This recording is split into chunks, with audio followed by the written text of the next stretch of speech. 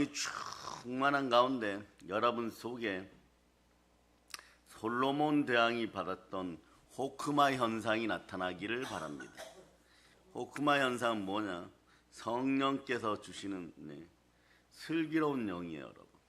그러니까 솔로몬 대왕이 백성들을 하나님 앞에서 잘 다스리고 말씀 앞에 순종케 하면 국가 전체가 복을 받는다는 것을 알고 있었어요. 그때 성령의 지혜를 구합니다. 그것이 뭡니까? 호크마예요. 호크마. 이건 단순하게 어떤 말씀을 받고 그 다음에 말씀 가운데 있다 이런 것이 아니라 하나님의 은혜와 은총이 하늘 수준으로 사람에게 임하는 것이에요.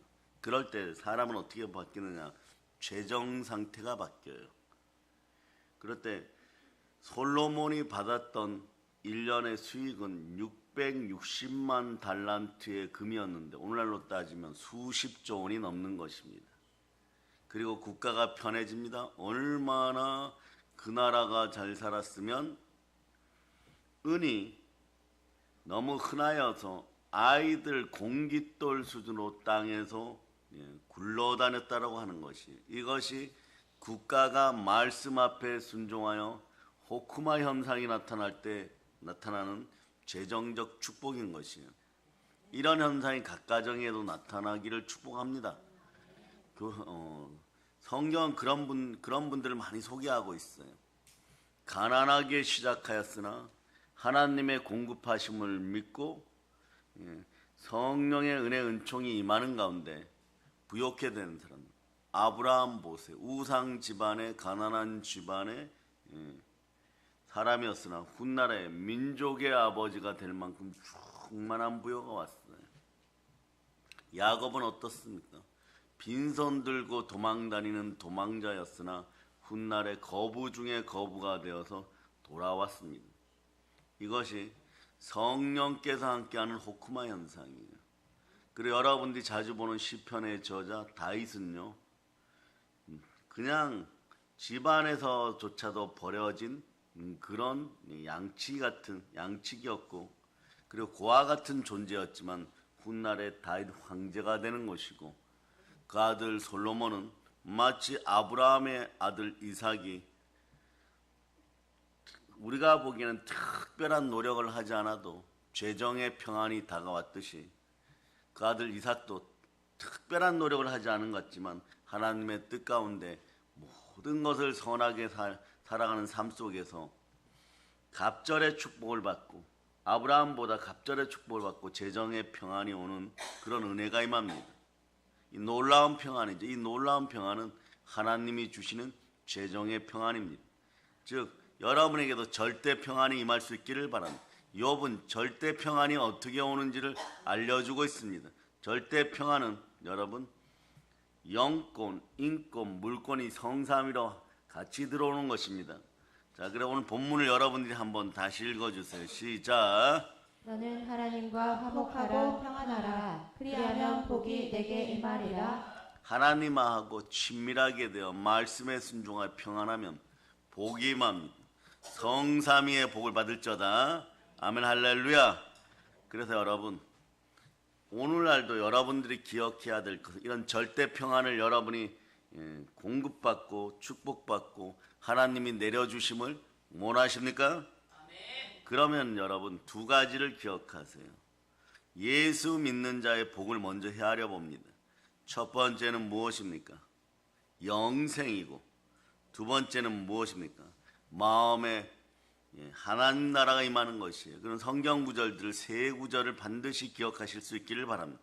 요한복음 3장 16절로 하나님의 사랑을 누리면서 여러분 마음속에 평안을 선물합니다. 자, 읽어주세요. 시작. 하나님이 세상을 이처럼 사랑하사 독생자를 주셨으니 이는 그를 믿는 자마다 멸망하지 않고 영생을 얻게 하려 하시니라. 자, 여러분 영생을 얻었습니다. 영생이 제대로 확보되어 본향으로 돌아가는 사람들에게는 영원한 생명이 들어왔습니다. 영원한 생명이 들어온 산 사람들, 새 사람들에게는요 반드시 하나님께서 좋은 곳으로 채워주십니다. 그러려면 여러분들이 자 로마서 4장 25절로 여러분의 구원과 여러분의 미래를 하나님 아버지 앞에 보고할 수 있기를 바랍니다. 여러분들이 나는 이런 사람입니다. 이런 마음으로 이 성경 구절을 읽어주세요. 시작. 예수는 우리가 범죄한 것 때문에 내줌이 되고 또한 우리를 의롭다 하시기 위하여 살아나셨느니라. 여러분 의로운 사람들이 의인은 믿음으로 말미암아 살리라. 여러분 예수 피로 구원받고 부활로 의로워졌습니다. 의인은 믿음으로 말미암아 살리라. 믿음은 들음에서 나고 들음은 그리스도의 말씀입니다. 말씀이 여러분과 함께합니다. 말씀이 여러분을 찾아오셨습니다. 말씀으로 오신 예수 그리스도께서 여러분들에게 놀라운 평안을 주시기 위하여 이 땅에 찾아오셨습니다. 지금도 여러분과 함께 하십니다. 그럼 세 번째 구절은 요한복음 14장 27절. 요한복음 14장 27절.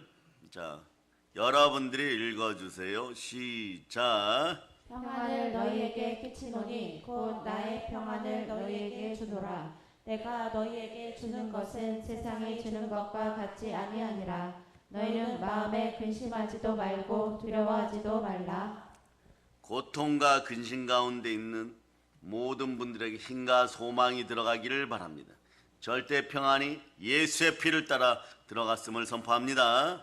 그러면 지금 자 방금 전에 세 구절 제가 알려드렸죠. 이 세 구절 한번 구절만 외쳐보세요. 요한복음 3장 16절 이렇게 외쳐보세요. 시작. 요한복음 3장 16절, 로마서 4장 25절, 요한복음 14장 27절 말씀. 요 세 구절을 더하고 더하여 이퀄하면 하면 바로 오늘 본문 말씀이 나오는 거예요. 욥기 22장 21절. 자, 그럼 여러분들은 오늘 이 정도만 가져가도 올해 여러분들은 절대 평안 속에서 제 정도 평안함을 누릴 수 있는 힘이 들어가 버렸어요. 그럴 때 여러분한테 이런 상황이 벌어져야 됩니다. 히브리서 4장 12, 13절처럼 말씀이 혼과 영과 및 간절과 골수를 찔러 쪼개고 여러분의 인생을 수술하고 여러분들 마음속에 부여의식이 들어가기를 축복합니다. 자, 이것이 절대 평안이에요. 자, 읽어주세요. 시작. 하나님의 말씀은 살아있고 활력이 있어 좌우에 날선 어떤 검보다도 예리하여 혼과 영과 및 관절과 골수를 찔러 쪼개기까지 하며 또 마음의 생각과 뜻을 판단하나니 지으신 것이 하나도 그 앞에 나타나지 않음이 없고 우리의 결산을 받으실 이의 눈앞에 만물이 벌거벗은 것 같이 드러나느니라. 아멘 할렐루야. 여러분들 다 드러내고 오로지 여러분의 생각조차도 사로잡아서 믿음으로 몰입하는 가운데 하나님께 생각마저 맡겨버리기를 바랍니다. 여러분들 생각 부자가 인생 부자임을 선포할 수 있기를 바랍니다. 자, 그래서 생각이 부욕해 된 평안이 다가오는 것이에요. 그 말씀 앞에 순종하면 이런 현상이 벌어지는 것입니다. 평안을 너에게 끼치노니 곧 나의 평안을 너에게 주노라. 이 말씀의 참된 의미를 깨닫고 오늘 다시 한번 본문을 읽어주세요. 시작. 너는 하나님과 화목하고 평안하라. 그리하면 복이 내게 임하리라. 아멘 할렐루야. 하나님과 화목하고 평안하면 복이 임하기 시작합니다. 그럴 때 여러분 세상을 살아가면서 넘어질 수도 있고 환난이 다가올 수도 있고 고난이 다가올 수도 있지만 절대 평안이 임하면 고난과 시련의 또 다른 이름은 축복입니다. 하나님의 축복이 함께합니다. 요한복음 14장 27절 좀 더 보면 이런 구절이 있어요. 세상에선 너희가 환난을 당하나 안심하라. 내가 세상을 이겼노라. 이 안심하라는 단어가 헬라어로 에이레네라고 번역이 되기도 하는데 이 단어가 무엇이라고? 히브리어로 샬롬입니다. 안심하라가 샬롬으로 번역이 되는 것이에요. 샬롬할지어다. 여러분의 삶과 여러분의 자녀들의 삶이 샬롬의 구조가 되기를 축복합니다. 아멘 할렐루야. 세상에서 너희가 환난을 당할 수도 있다 이렇게 표현하는데 여러분 그런데 안심하라 내가 세상을 이겼노라 이렇게 말씀합니다. 좀 더 깊이 있게 생각해 보면요 특이한 부분이 있습니다. 여기에서 특별히 예수님이 나에게 평안을 주신다고 합니다. 나의 평안을 주신다고 합니다. 그러니까 여러분, 하나님의 평안, 예수님의 평안을 여러분에게 준다는 것이에요. 여기서 표현하는 나의 평안은 그리스도 예수의 평안입니다. 여러분 속에 그리스도 예수의 평안이 들어갔어요. 여러분들이 말씀 먹을 때 성령님이 이미 도장 찍어서 참 잘했어요 하고 그리스도의 평안을 넣어주셨습니다. 근데 여러분에게 질문, 평안하십니까? 여러분 확인하세요. 언제나 말씀으로 확인하는 사람들은 영원히 복됩니다. 그래, 영생토록 복된 사람들은요, 그 후손들에게 복을 이미 나누어 주었음을 믿으시고 담대하고 행복하게 살아갈 수 있기를 바랍니다. 아멘, 할렐루야. 그래서 여러분, 자, 에베소서 1장 13절을 통하여 여러분들이 구원받고 말씀에 순종하였을 때 이미 그리스도의 평안이 여러분과 여러분들 후손에게 들어왔음을 믿는 믿음이 있기를 축복합니다. 자, 읽어주세요. 시작. 그 안에서 너희도 진리의 말씀 곧 너희의 구원의 복음을 듣고 그 안에서 또한 믿어 약속의 성령으로 인치심을 받았으니. 아멘, 할렐루야. 여러분들은 성령께서 도장 찍어주는 영원한 평안이 들어왔습니다. 예수님의 평안은 말이에요, 절대 평안인 것이 여러분. 예수님께서 친히 가셨던 샬롬이 들어와 버렸습니다. 이 평화가 들어와 버렸습니다. 오늘부터 여러분들은 이런 분들임을 선포합니다. 신명기 33장 29절로 보세요. 여러분 행복한 사람, 행복자입니다. 자, 여러분 읽어주세요. 시작. 이스라엘이여 너는 행복한 사람이로다. 여호와의 구원을 너같이 얻은 백성이 누구냐? 그는 너를 돕는 방패시요 내 영광의 칼이시로다. 내 대적이 내게 복종하리니 내가 그들의 높은 곳을 밟으리로다. 아멘, 할렐루야. 여러분 인생 가운데 놀라운 은혜 은총이 있고 늘 행복한 평안의 사람 되었음을 선포합니다. 그런데 한번 생각해 보세요. 육신적으로, 세상적으로 예수님이 이 땅에서 절대 우리가 생각하는 평안을 누렸습니까? 우리가 생각하는 절대 평강, 사람이 생각하는 절대 평안을 누렸습니까? 그렇지 않을 수도 있어요, 여러분. 예수님이 친히 이렇게 말씀하신 적이 있으십니다. 여우도 굴이 있고 공중에 나는 새도 깃이 있으되 인자는 머리 둘 곳이 없노라 하셨어요. 한번 보세요. 예수님의 태생은 말이에요, 베들레헴 마구간이고 어렸을 때는 목숨을 위협받아서 이집트로 피난 갈 수밖에 없었습니다. 갈릴리 나사렛 목수의 집에서 어렸을 때부터 수고롭게 일을 많이 할 수밖에 없었어요. 그리고 공생의 기간 동안 전도하는 동안에는 많은 고생, 많은 핍박 당하셨습니다.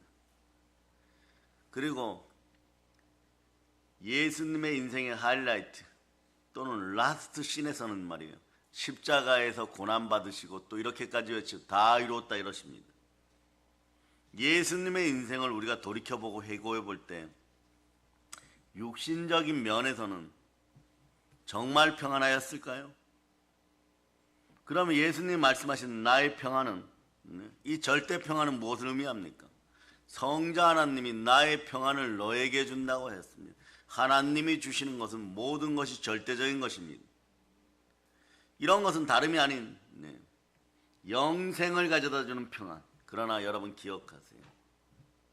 영생만 주십니까? 그렇지 않습니다.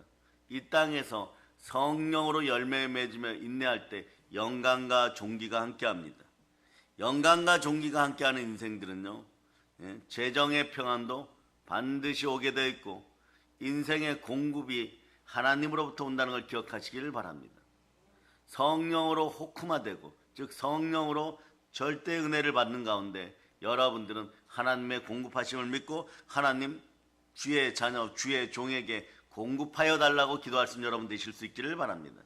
그럴 때 이거 주세요 저거 주세요 하지 않아도 괜찮습니다. 하나님의 공급하심을 저는 믿습니다. 이렇게 외칠 수 있기를 바랍니다. 한번 외쳐보세요. 하나님의 공급하심을 저는 믿습니다. 이렇게 되는 것이 말이에요. 영혼의 평안, 심령의 평안, 절대 평안인 것이에요. 여러분 마음속에 절대 평안이 들어옴을 선포합니다. 마치 바다에 폭풍우가 불어오고 있어요. 그러나 표면에는 파도가 있지만 바닷속 깊은 곳은요 언제나 고요한 침묵과 평안과 평화로움이 흘러넘치는 것과 같습니다. 우리 예수님의 생활이 바깥에서 볼 때는 여러 가지로 일이 많고 수고스러운 생활이지만 말이에요. 예수님의 심령 깊은 곳에서는 언제나 평화가 있는 것이에요. 여러분 어떻게 이럴 수가 있습니까? 이것은 말이에요 아버지 하나님과 막힘이 없는 사랑의 관계이기 때문에 그렇습니다. 아버지 하나님과 이런 사랑의 관계를 유지하려고 그러면 우리는 무엇을 하면 될까요? 단 하나 잘하시면 됩니다. 순종이 제사보다 낫습니다. 그냥 말씀에 순종하면 되는 것입니다. 그러면 하나님과 막힘이 없는 생활 가운데 오는 평화로다 이러는 것이에요. 자, 우리 반주자 한번 다시 나오세요. 반주자. 자, 반주자 나와서 89장 3절로 준비하시기를 바랍니다. 여러분 고생과 근심이 있지만 절대 평안이 오면은 힘과 소망이 생겨버립니다. 그러면 말이에요 그 다음 단계 어떠냐, 기초적으로 좀 힘든 삶이었던 사람들이 부욕해 되고 부욕해 되었던 사람들이 다윗처럼 헤브론의 왕이 되고, 처음부터 다윗은 이스라엘 왕이 되고 황제가 된 것이 아니에요. 헤브론에서 예행 연습하듯이 정치, 경제, 사회, 문화, 재정에 대한 것을요 7년 반 동안 모두 예행 연습하고 그 다음에 이스라엘 왕이 되었어요. 이스라엘 왕이 될 때도 하나님이 정한 시와 때에 맞춰서 정확하게 1초도 늦지 않고 황제가 되셨습니다. 마찬가지예요. 여러분들이 합당하게 구하면 하나님의 공급하심 따라서 황제의 자리라고 할지라도 1초도 늦지 않고 여러분에게 다가오게 되었습니다. 이것이 바로 영원한 생명 가운데 주시는 하나님의 절대 평안인 것이에요. 여러분 그래서 찬송 89장 3절 한번 보세요. 3절. 자, 여러분 불러봅시다.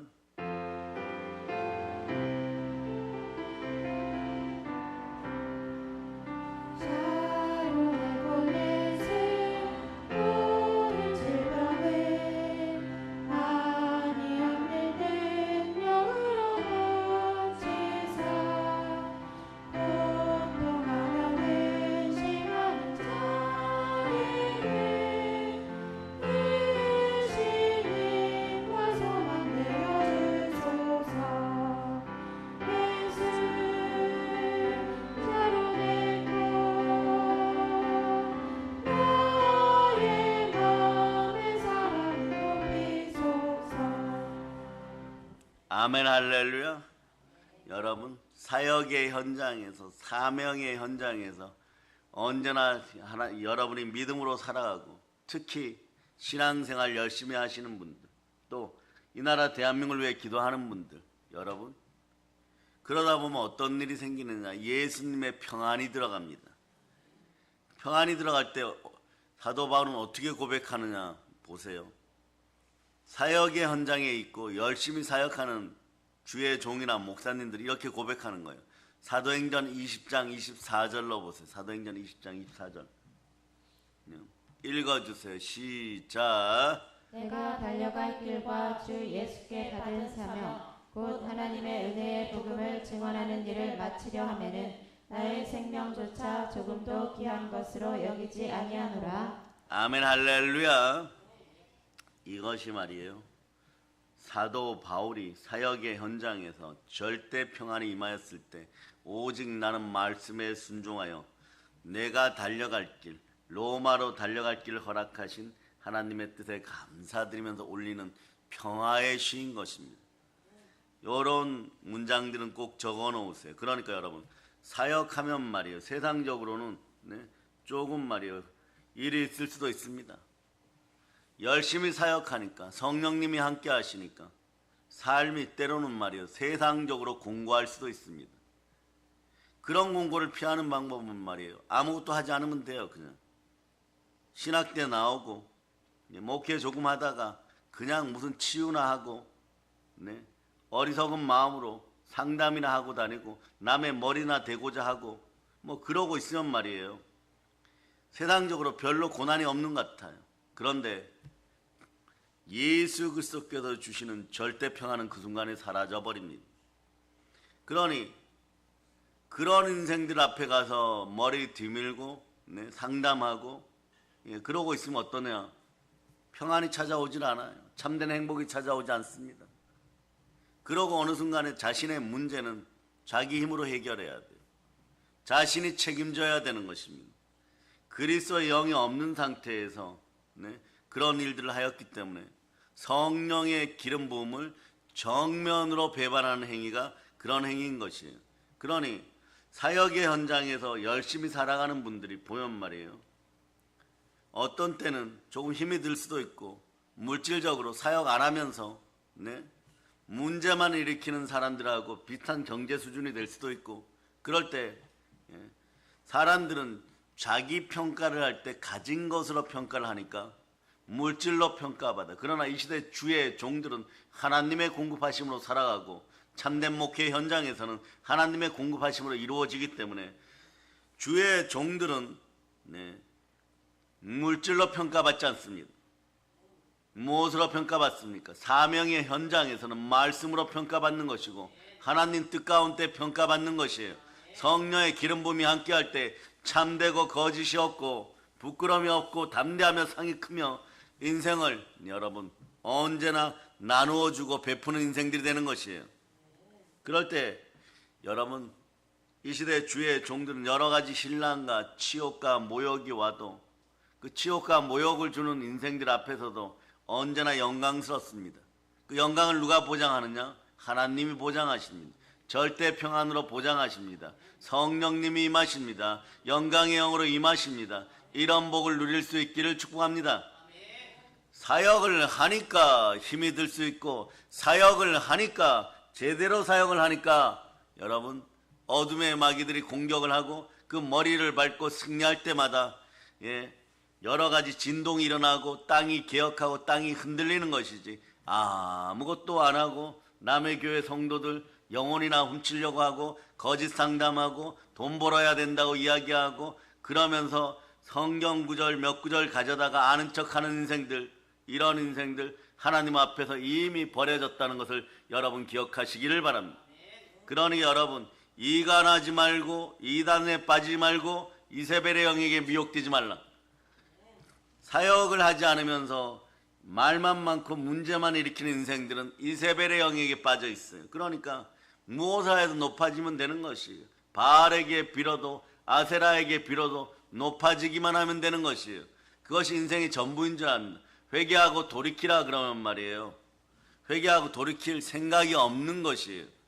참된 평안이 들어가면 한 호리도 남기지 않고 예수 그리스도 이름으로 하나님 아버지 앞에 바라서서 아버지 하나님이 주시는 참된 평안을 누리려고 하는 것입니다. 예수 그리스도께서 주시는 나의 평안이 여러분 속으로 들어갈 수 있기를 바랍니다. 여러분 그런데 보세요. 예수님의 생활이 바깥에서 볼 때는 말이에요. 여러 가지 일이 많고 수고스러운 생활이었어요. 그러나 예수님의 심령 깊은 곳에는요. 임마누엘로 언제나 평화가 다가왔습니다. 임마누엘로 언제나 여러분 축복이 다가왔습니다. 임마누엘로 언제나 평화가 있었던 것입니다. 그러니 나중에 보면 말이에요. 넘어졌다고 생각하는데 언제나 이기고 승리하고 꼬꾸러졌다고 생각하는데 여러분들이 예배 가운데 다시 승리하니까 가짜 평안을 가지고 다가왔던 거짓 사꾼들이 여러분 앞에서 어떻게 되느냐, 거짓 인생들이 여러분 앞에서 어떻게 되느냐, 너는 도대체 어떻게 하여 그런 복을 받고 늘 평안하냐. 간단합니다. 예수 그리스도와 함께 살아가고 말씀이 함께 하였기 때문에 언제나 이기는 것이에요. 아멘 할렐루야. 예수님이 그랬다는 것이에요. 하나님과 막힘이 없는 생활 가운데 오는 절대 평안이 있었다는 것이에요. 하나님 아버지께서 언제나 같이 하여 주시는 생활 가운데 오는 평안입니다. 임마누엘의 평안입니다. 예수님은 처음부터 성령으로 잉태하여 임마누엘의 평안을 가지고 여러분에게 오셨다는 사실을 여러분이 기억하시기를 바랍니다. 마태복음 1장 23절입니다. 마태복음 1장 23절. 자, 여러분 읽어주세요. 시작. 보라, 처녀가 잉태하여 아들을 낳을 것이요 그의 이름을 임마누엘이라 하리라 하셨으니 이를 번역한즉 하나님이 우리와 함께 계시다 함이라. 아멘 할렐루야. 하나님이 영원히 함께 하십니다. 임마누엘로 오신 예수 그리스도, 그분이 내 안에 계십니다. 그러니까 여러분에게는 임마누엘의 영원한 평안이 영생으로 주어졌음을 기억하시기를 바랍니다. 여러분, 그러므로 시편 42편 5절로 보십니다. 낙심할 필요 없습니다. 염려할 필요 없습니다. 염려는 누가 해야 되느냐? 여러분, 이가 나는 이단들이 여러분 염려하게 돼 있어요. 자연스럽게 염려하게 돼 있어요.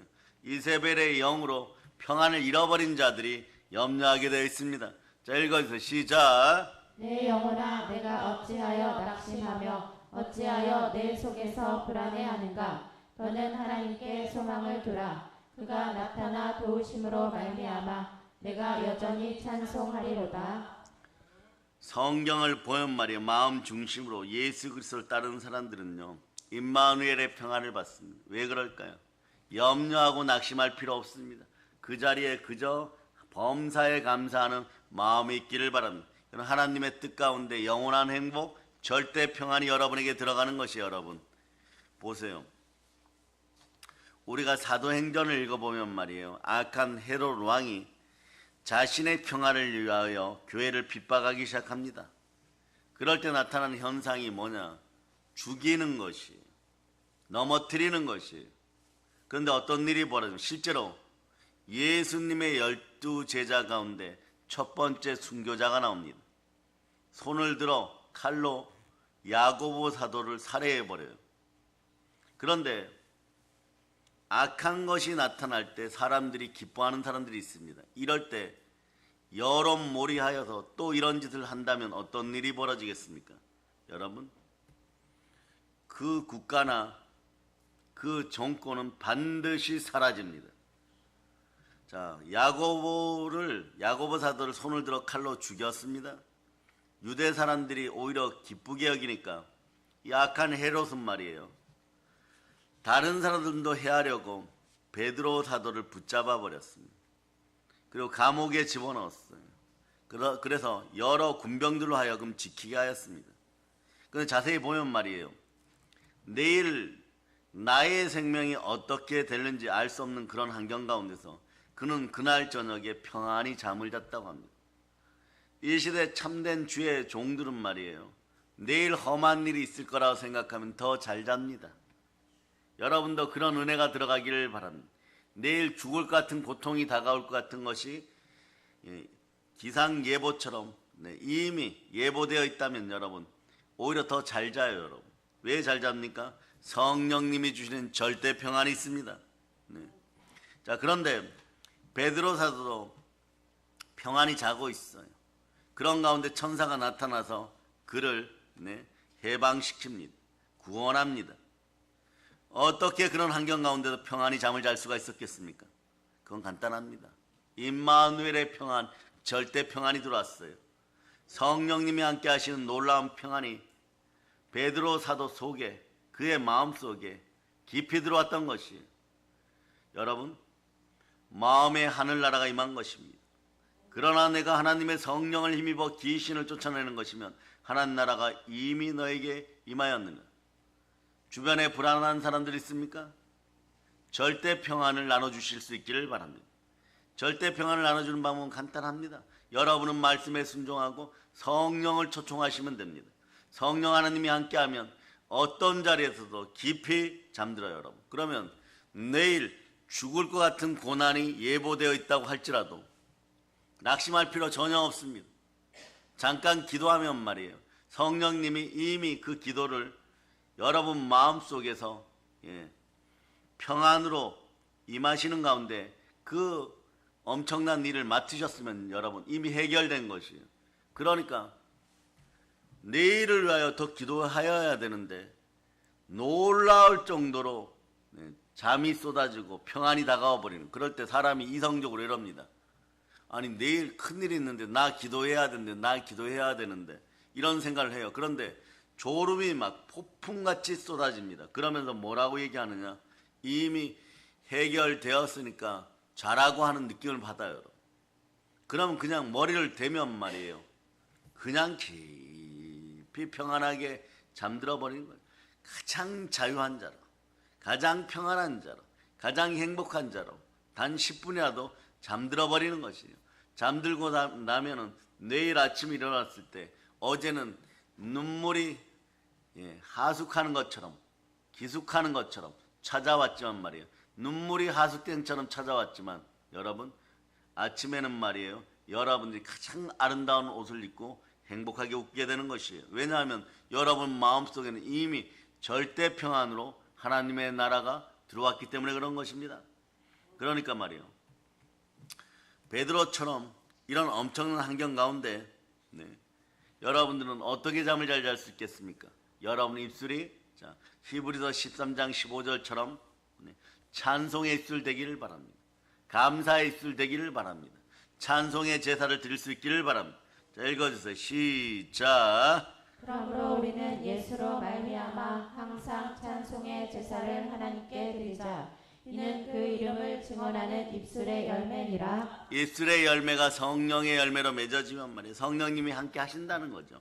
성령님이 함께 하시면 절대 평안, 절대 평화가 들어오는 거예요. 얼마나 귀한 것인지 이루다 말할 수 없는 것입니다. 이 시대 주의 종들이요, 사역의 현장에서 거짓 사꾼들이 되지 말고 한국 교회가 깨어 일어나 참된 평화 통일을 위해 기도할지어다. 그러니 말이에요, 무언가 좀 가진 것 같고, 아무리 세력이 많고 돈이 많고 지식이 많고 지위가 있고 무엇이나 다 할 수 있는 것 같은 거짓 권세가 있는 것 같아도 결국은 말이에요, 예수님 사로잡아도 죽이려고 하는 악한 헤롯랑 베드로, 야고보, 요한, 나머지 12사도를 붙잡으려고 했던 이 악한 헤롯 정도의 수준인 것이 여러분. 이 사람은 말이에요, 참된 마음의 평안이 없어요. 여러분, 불행한 사람인 것이에요. 여러분, 이 불행한 사람들이 참된 행복을 누릴 수 있기를 축복합니다. 그러려면 여러분 무엇을 나누어 줘야 되냐, 평안을 나눠주세요. 평안의 복음을 나눠줄 수 있기를 바랍니다. 누가복음 4장 18절로부터 19절 평안의 복음을 나눠주는 여러분 되실 수 있기를 바랍니다. 자, 여러분들이 합독해 주시기를 바랍니다. 시작. 주의 성령이 내게 임하였으니 이는 가난한 자에게 복음을 전하게 하시려고 내게 기름을 부으시고 나를 보내사 포로된 자에게 자유를, 눈먼 자에게 다시 보게 함을 전파하며 눌린 자를 자유롭게 하고 주의 은혜의 해를 전파하게 하려 하심이라 하였더라. 눌린 자들을 영권, 인권, 물권에서 다소 실수하여 눌려있는 분들을 해방시키는 광복의 복음이 우리에게 있습니다. 광복의 복음으로 여러분 눌림을 해결하여 줄 수 있기를 바랍니다. 이럴 때 반드시 여러분은 기억해야 돼요. 절대 평안은 그리스도 예수의 이름으로 옵니다. 그런데 지금 성자 하나님의 영, 그리스도의 영이 우리와 함께 하십니다. 이 사실이 믿어지십니까? 그럼 여러분들 어떻게 하느냐, 다른 사람들에게 성령님을 환영하고 모셔드리고 사랑할 수 있는 그런 기회의 자리를 만들어주세요. 성령이 말씀 가운데 능력으로 임하면 마귀는 떠나가고 그 사람에게 하나님 나라가 임하기 시작하고 그 미래가 열리기 시작하는 것이에요. 사도행전 10장 38절로 봅니다. 사도행전 10장 38절. 사도행전 10장 38절. 여러분 찾으셨죠? 자, 읽어주세요. 시작. 하나님이 나사렛 예수에게 성령과 능력을 기름 붓듯 하셨음에 그가 두루 다니시며 선한 일을 행하시고 마귀에게 눌린 모든 사람을 고치셨으니 이는 하나님이 함께 하셨으니라. 여러분들이 하나님의 전신갑주를 취하고 광복의 복음으로 마귀에게 눌린 사람들에게 해방을 가져다 주는 여러분 되실 수 있기를 바랍니다. 죄와 사망의 법 안에서 무너지려고 하는 사람들에게 보혈의 은혜가 임하여 생명의 성령의 법이 임하고 결코 정죄함이 없는 그런 인생들이 되어서 공황장애 비슷한 현상들이 다 사라지기를 선포합니다. 뭐 우울증도 들어가고 마음의 불안, 연약함도 들어가는 것이에요. 그러다 보면 사람이 어떻게 되느냐? 제대로 생활할 수 없어요. 마음의 연약함이 다가오면 제대로 생활할 수가 없어요. 자라보고 놀라운 것은 소뚜껑 보고 자꾸 놀랍니다. 근데 소뚜껑을 얼마나 여러분들이 인생에 자주 봅니까? 그럼 소뚜껑을 볼 때마다 경기하여서 뒤로 가고 넘어지고 이래야 되겠습니까? 이런 모든 부분이 해결됨을 선포합니다. 그래서 성령님이 임하시면 마음이 평안해져요. 마음이 평안해지면 말이에요, 만 가지 고난을 돌파할 수 있습니다. 그런데 마음이 불안하면 어떻게 돼요? 이상하게 적은 일도 할 수 없어요. 가끔 예를 들어 드리죠. 여러분 집안에 쓰레기통이 있어요. 그래서 여러분들이 무슨 일을 하다가 종이 같은 것이 있어서 이렇게 접어서 던져도 들어가질 않아요, 여러분. 이런 인생은 잘 보세요. 영이 꼬인 상태예요. 이 새벽에 알려드립니다. 참된 평안을 잃어버린 상태예요. 마음에 불안과 신경질과 짜증이 올라왔어요. 그러면 낙심되는 상태에서, 자, 여러분이 종이를 이렇게 접어가지고 휴지통에다가 던졌는데 쓰레기통에 들어가지 않아요. 그러니까 그때도 사람이 이런 마음이 들어요. 자신이 하는 일이 제대로 되는 것이 아무것도 없구나, 이래버려요, 여러분. 이런 빈곤과 거짓의 영, 가짜는 예수 피로 사라질 걸 선포합니다. 그런데 이 상태에서 성령님이 임하지 않은 상태에서 여러분 인생을 한번 돌이켜보세요. 원수마귀가 여러분을 공격할 때 보면 말이에요, 문을 열고 나오다가 문틈에 발이 끼어가지고, 발가락이 끼어가지고 또 상처가 나요. 그냥 나오면 되는데 발가락이 끼어서 여러분 막 신경질 나고 화가 나니까 문을 또 걷어차요. 이번엔 발목이 부러져 버려요. 다른 곳을 다쳐버려요. 그러고 쩔뚝거리고 하루를 생활합니다. 이런 인생들이 되는 것이 여러분. 그러니 여러분, 마음이 평안하면 병도 급히 고쳐지는 것이고 혈액순환도 잘 되는데 말이에요. 한번 여러분의 심령이 이 평안을 잃어버리면, 절대 평안을 잃어버리면, 예수 그리스도와 함께하는 이 생활을 잃어버리면 계속 무너지는 것이에요. 이런 상태는 어떡합니까? 모든 걸 회개하고 돌이킬 수 있기를 바랍니다. 성령님을 초청할 수 있기를 바랍니다. 이사야 1장 18절로 보세요. 자, 이사야 1장 18절 여러분이 읽어주세요. 시작. 여호와께서 말씀하시되 보라, 우리가 서로 변론하자. 너희의 죄가 주홍 같을지라도 눈과 같이 휘어질 것이요 진홍같이 붉을지라도 양털같이 희게 되리라. 주홍 같을지라도 진홍 같을지라도 여러분, 중독의 영은 사라지고 평안해지기 시작하는 것이에요. 오늘은 특별히 가난 중독이 사라짐을 예수 피로 선포합니다. 그럴 때 여러분 마음이 즐거워져요. 그러면 앓던 병도 사라집니다. 마음속에 걱정이 있으면 뼈도 마르는 것이에요. 이런 것을 이기는 방법은 간단합니다. 성령님이 임하여 여러분 속에 권세가 임하면 이런 모든 것들이 사라져요.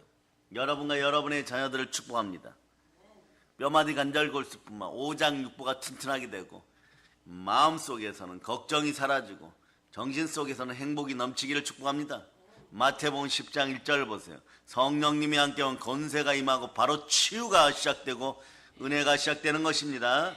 자, 읽어주세요. 마태복음 10장 1절 읽어주세요. 시작. 예수께서 그의 12 제자를 부르사 더러운 귀신을 쫓아내며 모든 병과 모든 약한 것을 고치는 권능을 주시니라. 아멘, 할렐루야. 그래서 여러분, 이 시대 의사들의 말을 들어보면 말이에요, 병의 원인이 80% 이상은 말이에요, 심적인 것이라고 하는 거예요. 즉 마음이 평안을 잃어버리면 병이 들어옵니다. 어떤 상태로든 트라우마가 들어온 이 시대 청년들과 자녀들 속에 이것이 완전히 사라짐을 선포합니다. 그러니까 여러분, 미디어 중독에서 우리 자녀들이 벗어나고 생활 습관이 고쳐지기를 선포합니다. 한번 미디어 트라우마가 들어와서 상처받으면 말이에요, 가령 그런 거, 중고등학교 때 여러분 트라우마가 들어온 인생들은 말이에요, 어른이 되어서도 트라우마가 그대로 남아있어요. 오장육부와 신경계통이 견디지를 못하는 것이에요. 그러면 병원에 가서도 신경의학과를 가갖고 약을 타다 먹을 때 일시적으로 진정되는 것 같은데 말이에요. 그래도 진정이 안 되었을 때 성령으로 축사하여 귀신을 쫓아내는 사역자들 앞에 사람을 데려옵니다. 데려올 때 보세요. 정신적으로 문제 있는 것과 귀신이 들린 것과 이 차이가 별로 없는 것 같아요. 비슷한 것 같아요, 여러분. 그런데 데려와 보면 압니다. 예수의 피가 흘러넘치면서 축사가 되어지고 귀신이 분명히 소리치며 떠나갔는데도 현상이 그대로면 말이에요. 자, 신경정신과 치료 받아야 된다. 여기서 잘 들으세요. 치료는 받아야 돼요. 그러나 하얀 정신병원에 입원시킬 필요 없습니다. 잘못 정신병원에 치료 반드시 너무 중증일 때는 의학적 소견으로 절대로 입원해서 치유를 받아야 된다 그러면 저는 반대할 생각은 없습니다. 그러나 굳이 말이에요. 굳이 입원시키지 않아도 되는데 이 시대 한국교회 가족들은 잘 들으시길 바랍니다. 자신의 번거로움, 자신들의 편안함을 위하여 그 자녀나 가족들을 입원시켜버리면 말이에요. 한평생 그러고 살아야 돼요. 치유된 것 같으나 얼마 지나나 또 입원시켜야 되고, 치유된 것 같으나 얼마 지나지 않아서 또 입원시켜야 되고, 어느 날은 중독의 영으로 헤매고 어느 날은 약물 중독으로, 그래서 약을 끊으면 또 그 증세가 나타나 또 입원시키고, 이런 것이 영적인 빈곤의 악순환이 시작돼요. 이것을 치유하실 수 있는 분은 여호와 라파의 하나님, 치료의 하나님. 그 치료의 하나님께서 이 시대 부르신 주의 종들에게 성령으로 기름 부으시고 예수 그리스도의 피 묻은 손이 함께할 때 반드시 치유되게 되어 있습니다. 과거에는 이러한 분들을 많이 치유해봤어요. 정신병원에 넣어도 호전되었다가 또 돌아오고 계속 그러는 것이에요. 그러니 벌써 몇 년째 그러고 있으니까 외국 여행을 할 수 있습니까? 취업을 할 수 있습니까? 그리고 가족들마저도 신뢰하지 않으니까 늘 알코올을 달고 살거나 약물에 중독되어 있어요.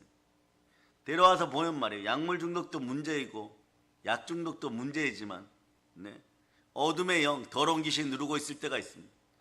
그러면 이미 그걸 쫓아내면 거의 치유가 된 것이에요. 거의 치유가 된 것이에요. 성경에 보면 예수님이 길을 갈 때 어떠한 사람들 제자가 데려옵니다. 기먹고 귀신 들렸어요. 기먹고 귀신 들렸을 때 이 사람 평안을 잃어버립니다. 사람은 말이에요. 어디부터 치유를 해야 될까요? 사람은 이 기먹은 것부터 치유하려고 해요. 그런데 예수님은 어떻게 하느냐? 이 기먹게 하는 더러운 귀신아 떠나가라 이러니까 귀신이 떠나가고 나니까 이 사람이 기도 나아지고 사람이 평안해지는 것이에요. 마찬가지입니다. 삶에 문제가 생겼을 때 영적인 평안을 빼앗아가고 말씀에 불순종하게 하는 이 더러운 귀신부터 쫓아내고 마귀의 계계를 멸한 여러분 될 수 있기를 바랍니다. 그 인생은 말이에요. 그리스도 영과 함께할 때 가장 복된 것이 어떻게 복됩니까? 영혼이 잘 되고 범사가 잘 되고 강건한 것이에요. 그럴 때 여러분 삶의 연약함 때문에 다가오는 이런 평안을 잃어버리게 하는 정신병들, 마음의 불편한 병들 어떻게 합니까? 80% 이상은 말이에요. 심리적인 원인이라는 것이에요. 어린 자녀들에게, 초등학생, 중학생들에게 이런 트라우마가 생겼을 때 학교 가기 싫은 거예요. 학교 가려고 하니까 그 트라우마가 올라오니까 자꾸 말이에요. 문제가 생기는 거예요. 서울에서도, 부산에서도, 포항에서도, 태백에서도, 그리고 한라에서 백두까지 이런 자녀들에게 임하는 거짓 트라우마가 완전히 사라지기를 선포합니다. 그러니 말이에요. 부모들은 급하니까 어떻게 하는 게 정신병원도 데려가고 또 말이에요. 능력과 은혜가 이제 시작되는 분들에게 데려가면 이 중증 환자들, 어둠에게 눌린 중증 환자들 치유를 못해요, 여러분. 귀신도 말이에요. 약간 수준이 있어가지고 말이에요. 등급이 있어가지고 잘 안 나가는 녀석들이 있어요. 그런데 어설프게 건드려 놓으면 말이에요. 이 녀석들이 방어진을 더 크게 만들어버리고 굳게 만들어버려요. 나가지를 않습니다. 근데 어느 날 사랑의 능력교회 데려와서 단 한 번 상담하고 단 한 번 치유하고, 자, 두 눈 똑바로 뜨고, 자, 눈 마주칠 저다, 이런 순간에 계신들은 이미 피난 갈 준비하고 도망갈 준비하는 거예요. 드러난 귀신은 아무것도 아닌 것입니다. 완전 KO를 시켜서 내려보내면 말이에요. 나중에 어떠한 자리에서 만나면 우리 아이, 우리 손주 너무 학교 잘 다니고 신앙생활 잘합니다. 어떻게 그럴 수가 있습니까? 이런 칭찬받게 되어 있는 것이에요.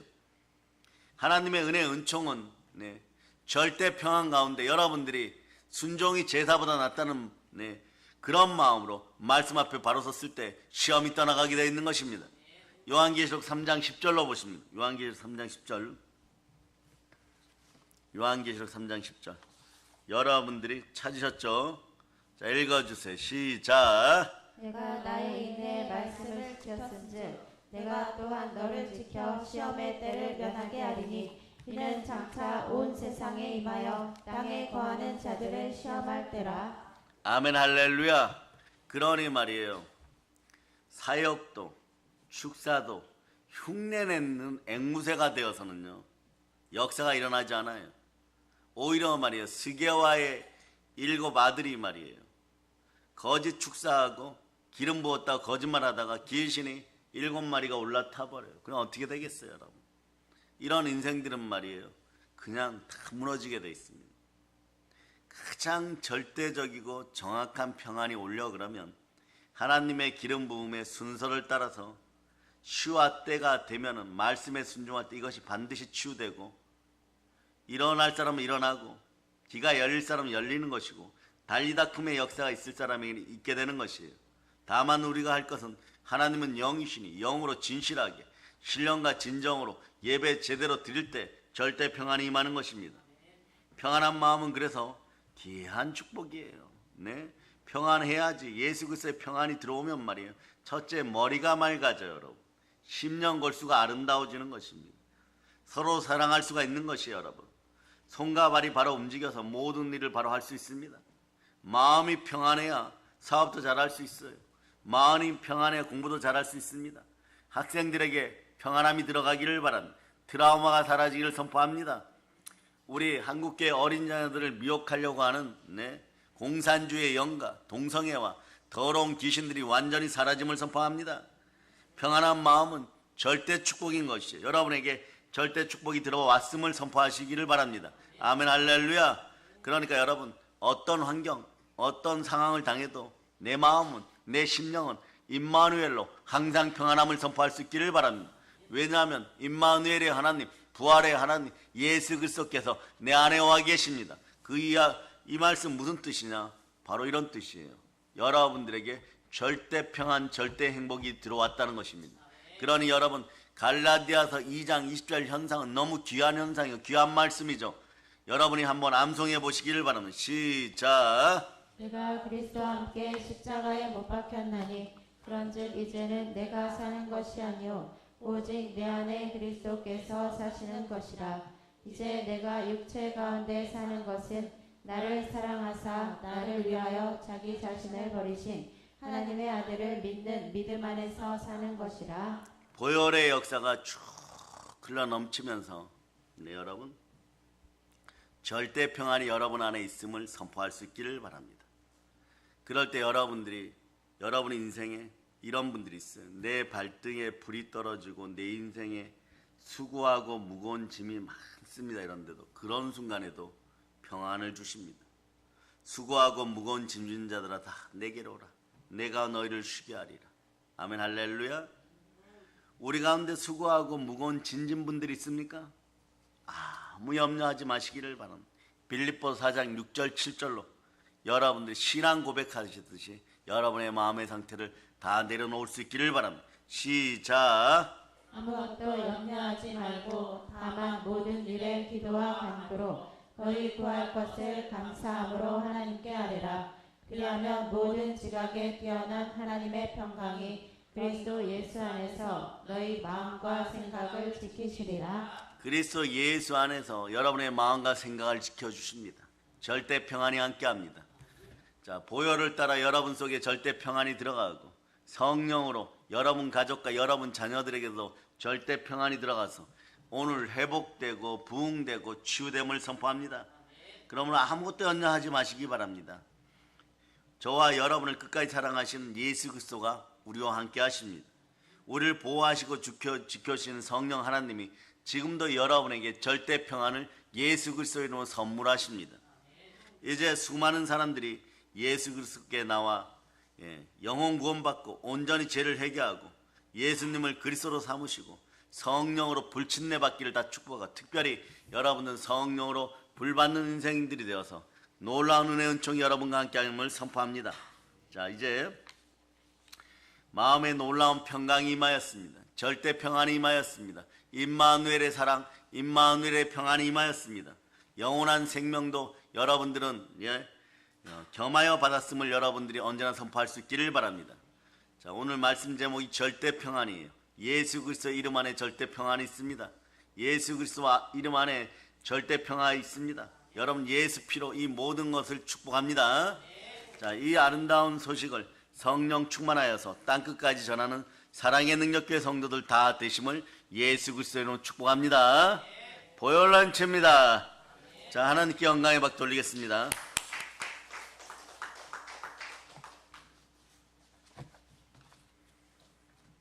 찬양팀 나오세요. 찬양팀. 405장 드립니다. 405장. 찬송 405장 드리고